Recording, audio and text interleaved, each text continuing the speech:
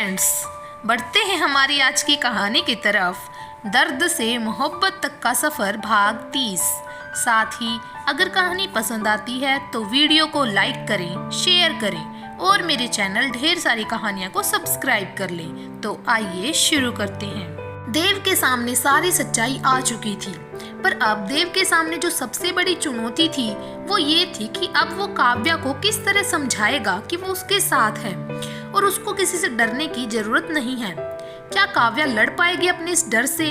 क्योंकि ये लड़ाई उसकी रतन सिंह से नहीं बल्कि पहले खुद से थी। यही सब देव के दिमाग में चल रहा था, जो उसको थोड़ा परेशान भी कर रहा था। देव पूरी रात काव्या का हाथ पकड़कर बैठा हुआ था। वो 1 मिनट भी काव्या के सिरहाने से नहीं उठा था। काव्या की एक हल्की सी कराहट भी देव की धड़कनें बढ़ा देती हैं।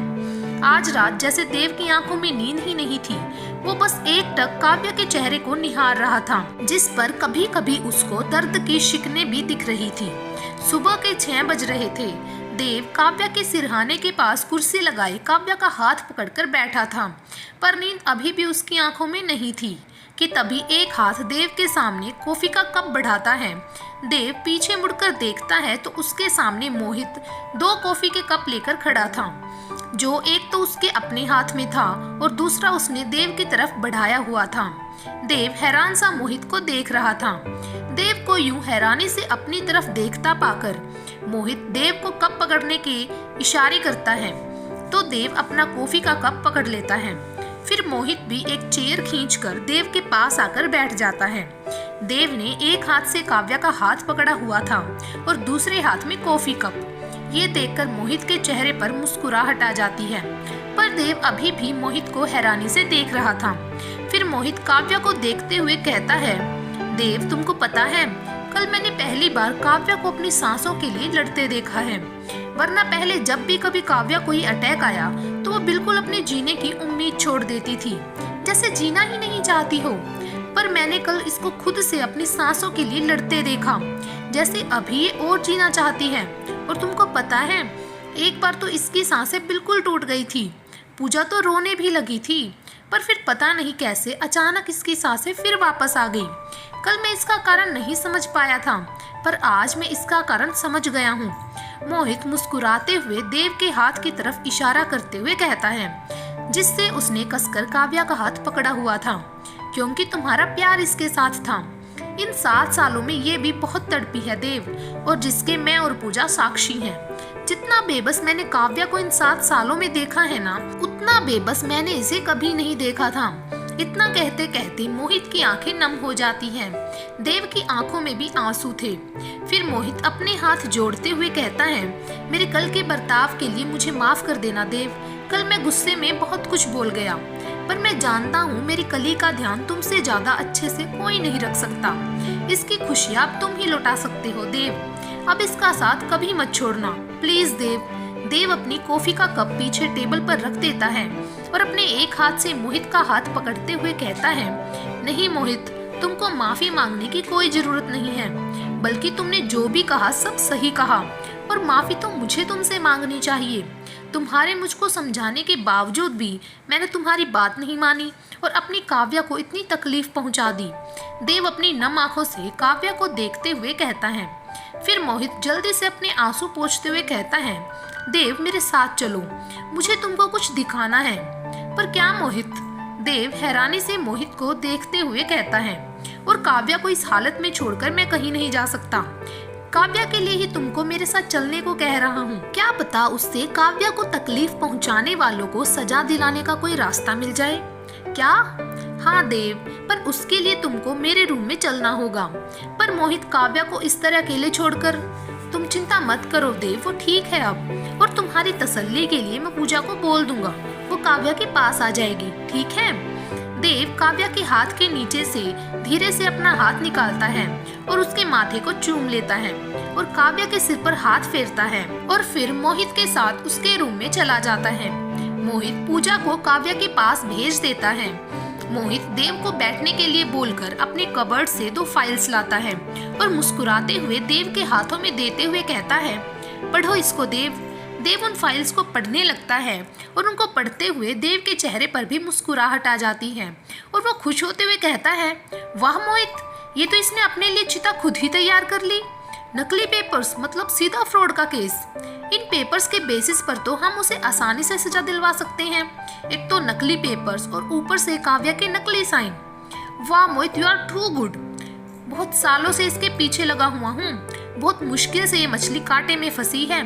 2 साल लगे हैं मुझे उस रतन सिंह नाम की मछली को फंसाने में। पर कैसे, तुमने सब कैसे किया? देव हैरानी से मोहित को देखते हुए कहता है। मोहित मुस्कुराते हुए कहता है, उसकी इस नब्ज को पकड़कर जो उसकी सबसे बड़ी कमजोरी है, और वो थी उसका लालच, और उसकी इसी कमजोरी को मैंने अपना हथियार बनाया।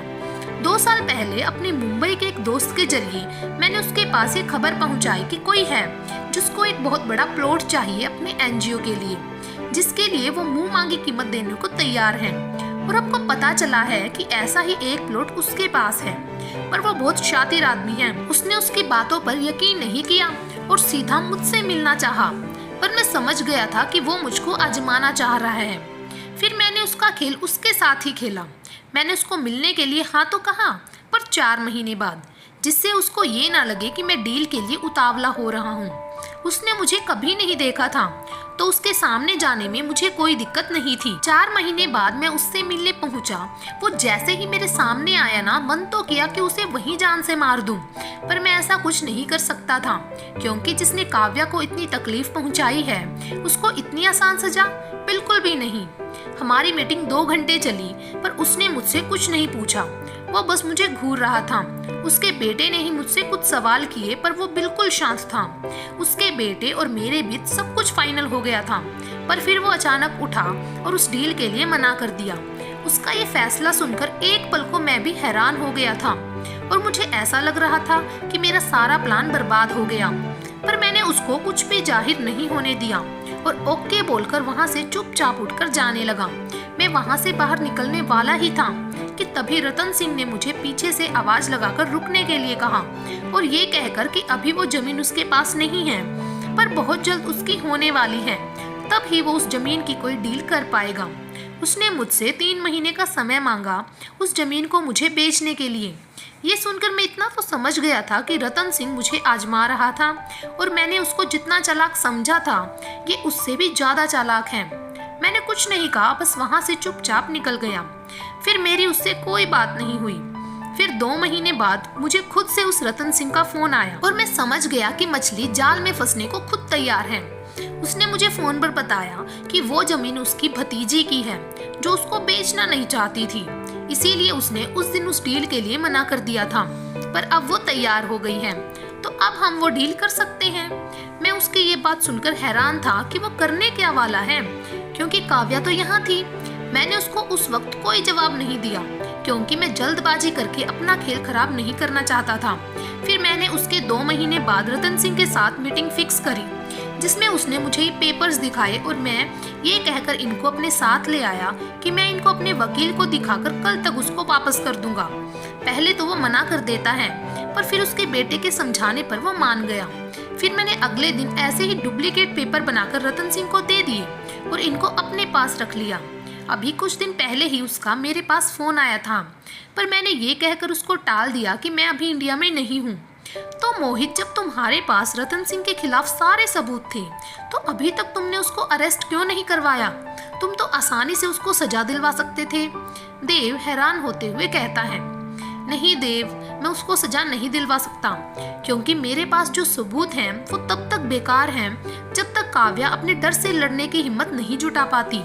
क्योंकि अगर मैं इन सबूतों के साथ पुलिस स्टेशन गया भी तो कोई फायदा नहीं है, क्योंकि रतन सिंह मुझे ही झूठा साबित कर देगा, क्योंकि काव्या मुंबई जाएगी नहीं, और रतन सिंह आसानी से ये साबित कर देगा कि मैं झूठ बोल रहा हूँ। मोहित निराश होते हुए अपने बेड पर बैठते हुए कहता है। देव को भी कुछ समझ नहीं आ रहा था, पर तभी कुछ सोचते हुए देव के चेहरे पर मुस्कुराहट आ जाती है, और वो मोहित के कंधे पर हाथ रखते हुए कहता है, तुम चिंता मत करो मोहित, काव्या मुंबई भी जाएगी और उस रतन सिंह की अपने लिए ही बनाई हुई चिता पर आग भी लगाएगी, पर उसके लिए मुझे तुम्हारा साथ चाहिए होगा मोहित। बिल्कुल, मैं तुम्हारे साथ हूँ, पर तुमको लगता है कि काव्या मुंबई जाने को मानेगी? देव मुस्कुराते हुए कहता है, बिल्कुल मानेगी। अभी थोड़ी देर पहले तुमने ही तो कहा था कि काव्या खुद के लिए खुद से लड़ रही थी। ये सुनकर मोहित के चेहरे पर भी मुस्कान आ जाती है। फिर देव मोहित को गले लगाते हुए कहता है, थैंक यू मोहित, तुमने मेरी काव्या का इतना ख्याल रखा, उसके लिए इतना कुछ किया। तुमने सही मायने में दोस्ती का फर्ज निभाया है। तुमने जिस तरह काव्या को संभाला है, उसके लिए तुम्हारा जितना भी शुक्रिया अदा करूं उतना कम है। थैंक यू मोहित, मेरी रानी साहिबा का इतना ख्याल रखने के लिए, तब उसका साथ देने के लिए जब उसको मेरी सबसे ज्यादा जरूरत थी, पर मैं उसके साथ नहीं था। इतना कहते कहते देव की आंखें भर जाती हैं। किसने कहा देव कि तुम उसके साथ नहीं थे?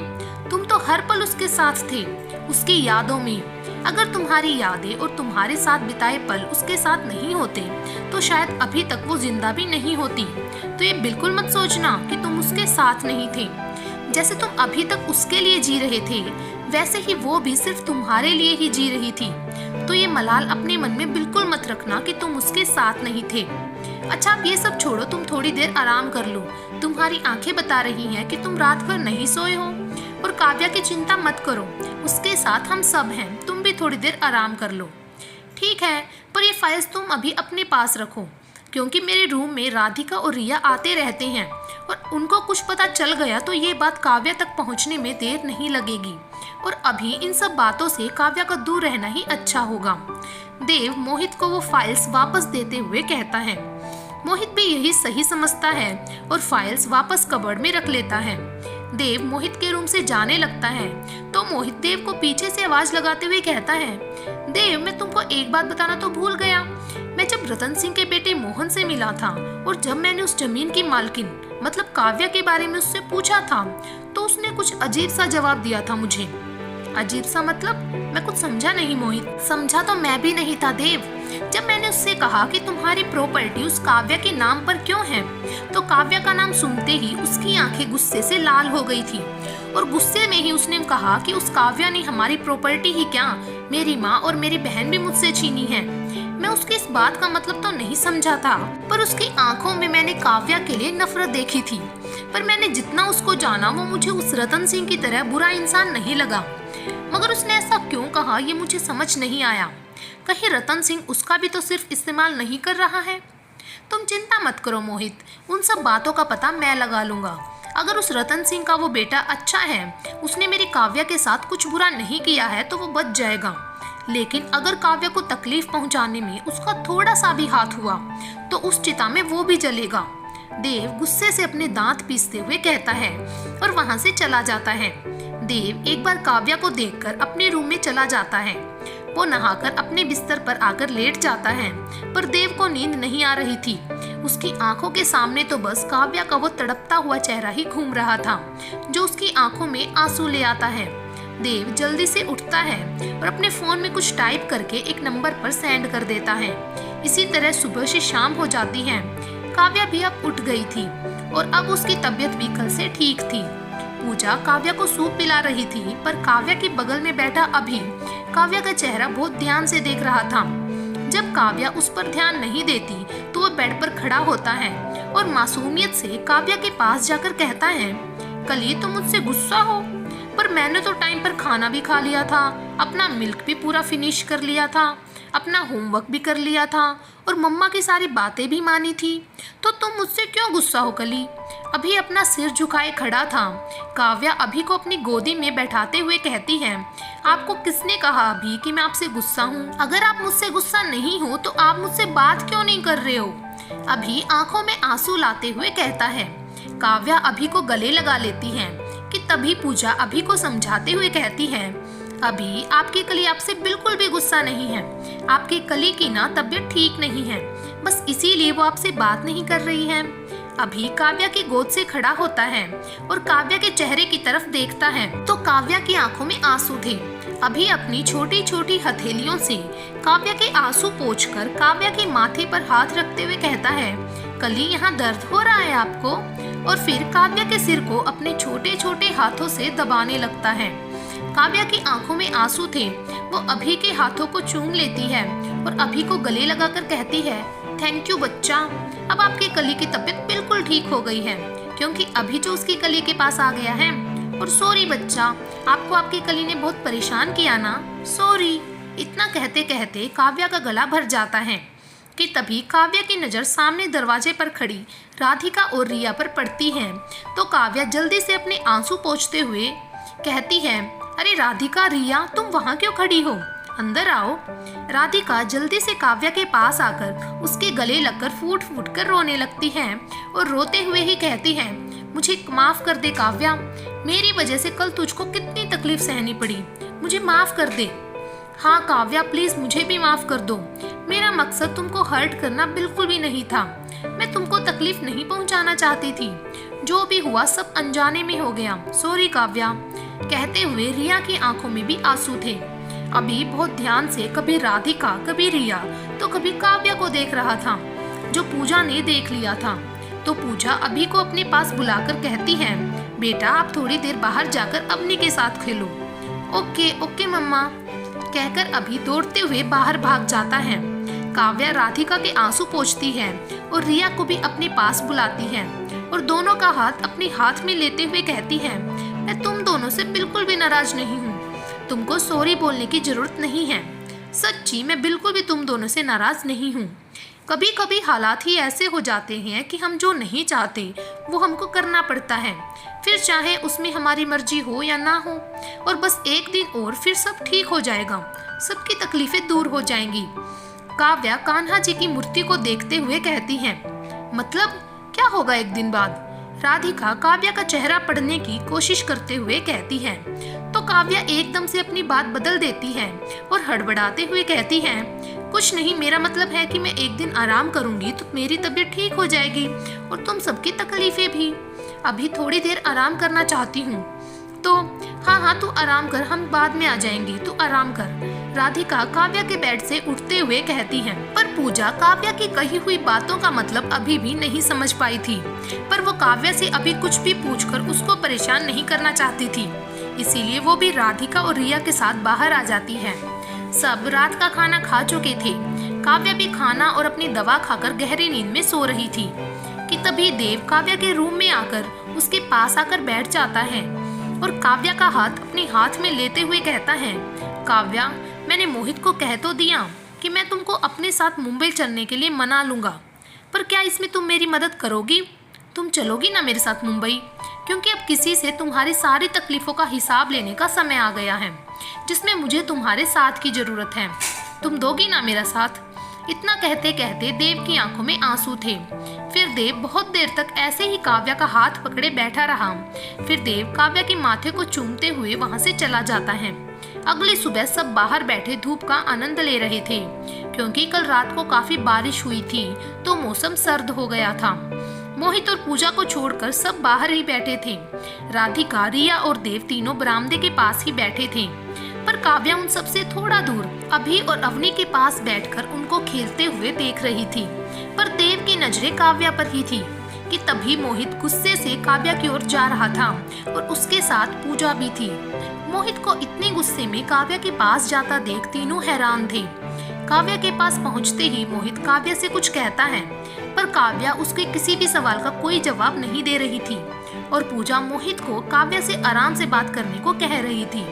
पर उनसे थोड़ी दूर बैठे उन तीनों को कुछ समझ नहीं आ रहा था कि उनके बीच क्या बातें हो रही हैं। तो तीनों काव्या और मोहित के पास ही चले जाते हैं।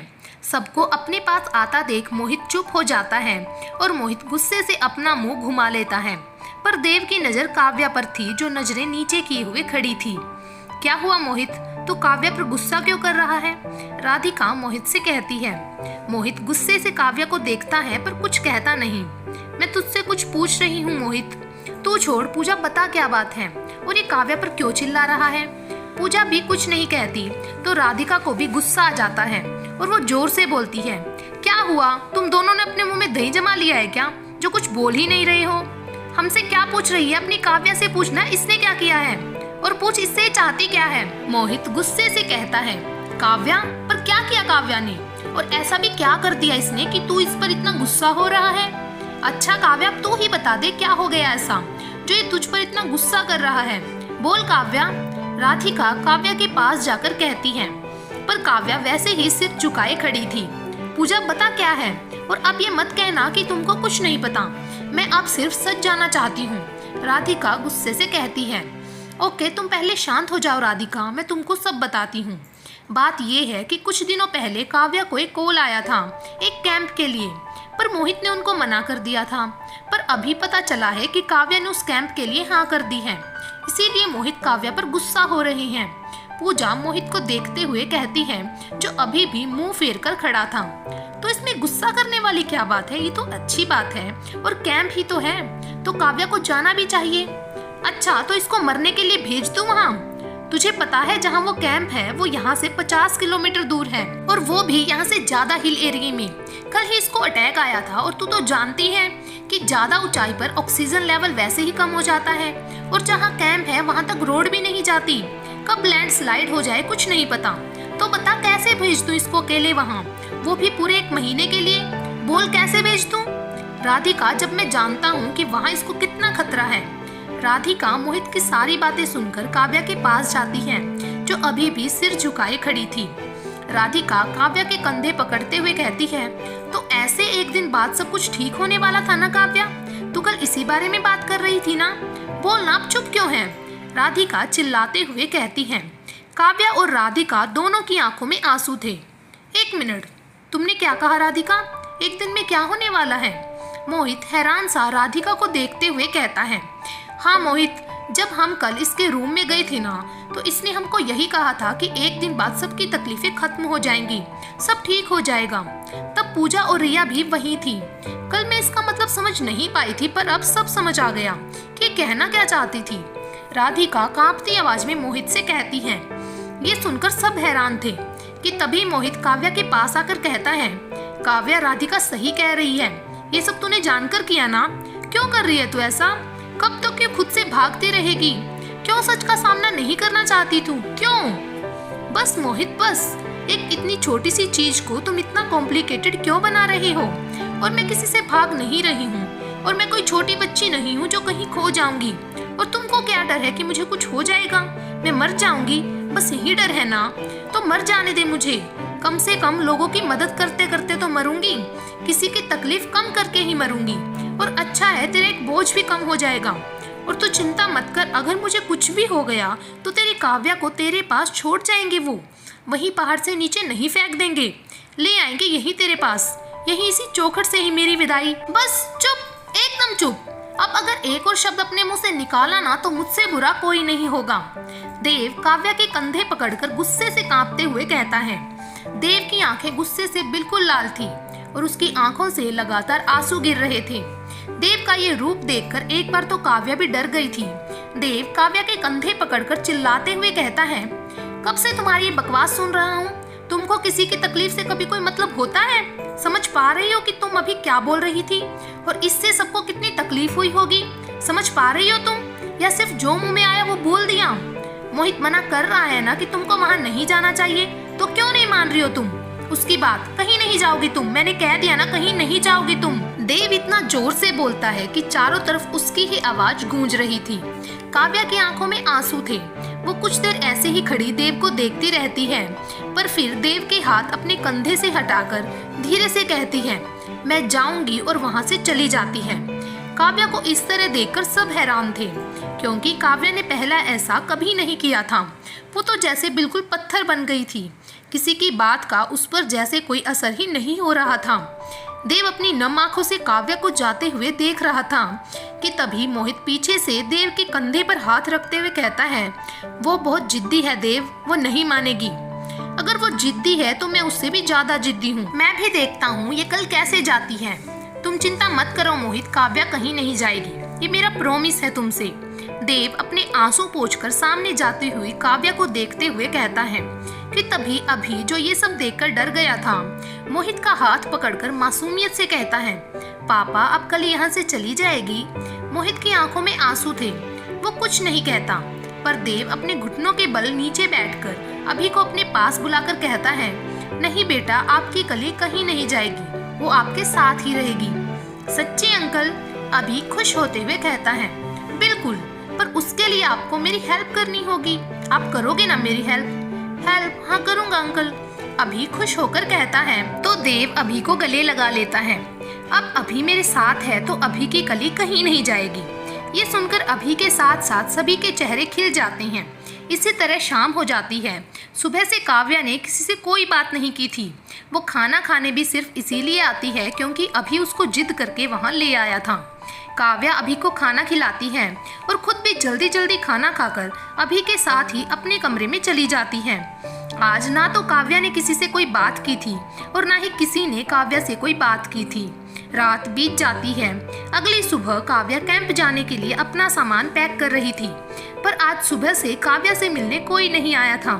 हल्की सी आहट होने पर भी काव्या दरवाजे की ओर देखती, पर वहाँ कोई नहीं होता कि तभी अभी दौड़ता हुआ काव्या के कमरे में आता है और काव्या का हाथ पकड़कर काव्या को बाहर चलने को कहता है। अभी क्या हुआ, कहाँ ले जा रहे हो मुझे? अरे कली जल्दी चलो, वो जो डीएम अंकल आए हैं ना, वो अपने हाथ में ड्राइंग करवा रही हैं। चलो हम भी अपने हाथ में ड्राइंग करवाएंगे। चलो ना कली, वरना वो ड्राइंग वाले अंकल चले जाएंगे। अभी काव्या का हाथ खींचकर उसको बाहर लाते हुए कहता है।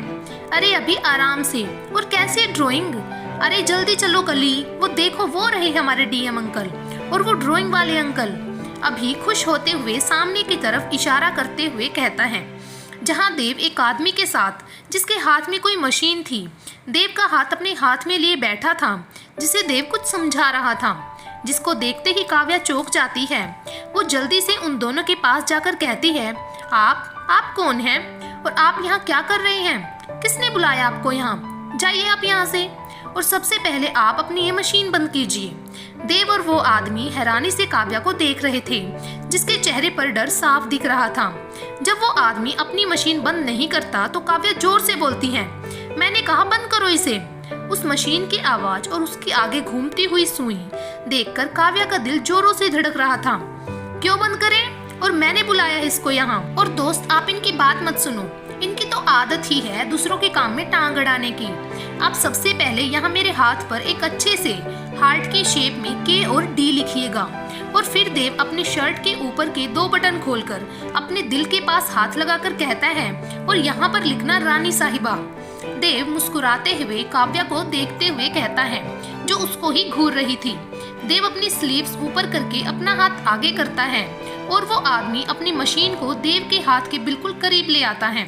उसकी घूमती हुई सुई देव के हाथ को छूने ही वाली होती है कि तभी काव्या उसको रोकते हुए कहती है, रुक जाओ, क्यों कर रहे हो देव ये सब? प्लीज रोक दो, ये सब मत करो, प्लीज मत करो। क्यों रोक दूं? और क्यों मानो तुम्हारी बात? तुम मानती हो मेरी बात जो मैं तुम्हारी बात मानूं? तुमने मेरी बात मानी? मैंने तुमको मना किया कि कैंप में मत जाओ, तुमने मानी मेरी बात? नहीं ना, तो मैं क्यों मानूं तुम्हारी बात? चलो ठीक है, तुम नहीं चाहती मैं टैटू बनवाऊं तो मैं नहीं बनवाऊंगा, पर सिर्फ एक शर्त पर, कि तुम भी कैंप नहीं जाओगी। बोलो शर्त मंजूर है? देव काव्या को देखते हुए कहता है, पर काव्या कुछ नहीं कहती। ठीक है, अगर तुमको मेरी बात नहीं माननी तो मैं भी क्यों मानूं तुम्हारी बात। लो दोस्त तुम बनाओ, और चाहे कोई कितना भी रोके तुम बिल्कुल भी मत रुकना। देव तिरछी नजर से काव्या को देखते हुए कहता है। देव अपना हाथ फिर आगे कर देता है और फिर वो आदमी फिर से मशीन देव के हाथ की ओर ले जाने लगता है। रुको, ठीक है मैं नहीं जाऊंगी, पर प्लीज देव ये सब मत करो, प्लीज। ठीक है, अब अगर तुमने जाना कैंसिल कर दिया तो मुझे भी अपनी शर्त पूरी करनी होगी। ठीक है, तो ये टैटू बनवाना कैंसिल। देव काव्या को देखकर मुस्कुराते हुए कहता है। तो काव्या देव को घूरने लगती है और बिना कुछ कहे वहां से चली जाती है। उफ, इन 7 सालों में तो हमारी रानी साहिबा नखरे करना भी सीख गई।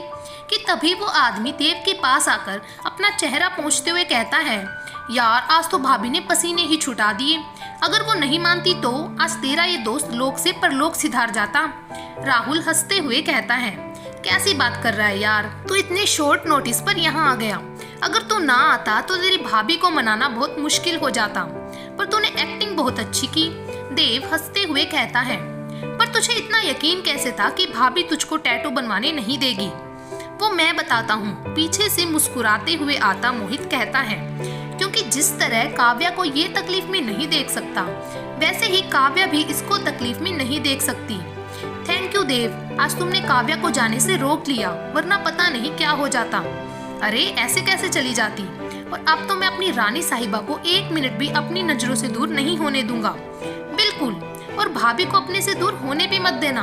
भाभी बहुत अच्छी है देव। अच्छा अब मैं चलता हूँ, पर शादी में भाभी से जरूर मिलूंगा और तेरे इस राज को भी उस दिन उनके सामने जरूर खोलूंगा। राहुल हंसते हुए कहता है। देव भी राहुल की बात सुनकर हंसने लगता है और राहुल को गले लगाकर बाय बोलता है। मोहित भी राहुल से हाथ मिलाते हुए थैंक यू कहता है और राहुल वहां से चला जाता है। आज काव्या पूरे दिन अपने रूम से बाहर नहीं निकली थी। रात हो गई थी तो मोहित को काव्या की चिंता होने लगती है। मोहित काव्या के रूम में जाने लगता है तो उसको सामने से काव्या आते हुए दिखती है, पर काव्या बिल्कुल शांत थी। वो मोहित के बगल से निकलकर चुपचाप चली जाती है, जैसे उसने मोहित को देखा ही नहीं हो। काव्या को ऐसे देखकर मोहित हैरान था। काव्या बिना कुछ बोले चुपचाप आकर बैठ जाती है और अभी को खाना खिलाने लगती है और फिर खुद भी खाना खाकर अभी को लेकर वहां से चली जाती है। आज पूरे वक्त काव्या बिल्कुल शांत थी और यही शांति देव को खल रही थी। वो नहीं समझ पा रहा था कि काव्या ऐसा क्यों कर रही है। सब खाना खाकर अपने अपने रूम में चले गए थे। देव काव्या को देखने उसके रूम में जाता है, पर आज काव्या का रूम अंदर से लॉक था, जिससे देव थोड़ा हैरान और परेशान भी हो जाता है। वो एक बार दरवाजा नॉक करने की सोचता है, पर फिर कुछ सोचकर रुक जाता है और वापस अपने रूम में चला जाता है। अगली सुबह सब बाहर बैठे चाय पी रहे थे कि तभी काव्या भी उनके पास आकर बैठ जाती है, पर आज काव्या के चेहरे पर उदासी नहीं बल्कि मुस्कुराहट थी।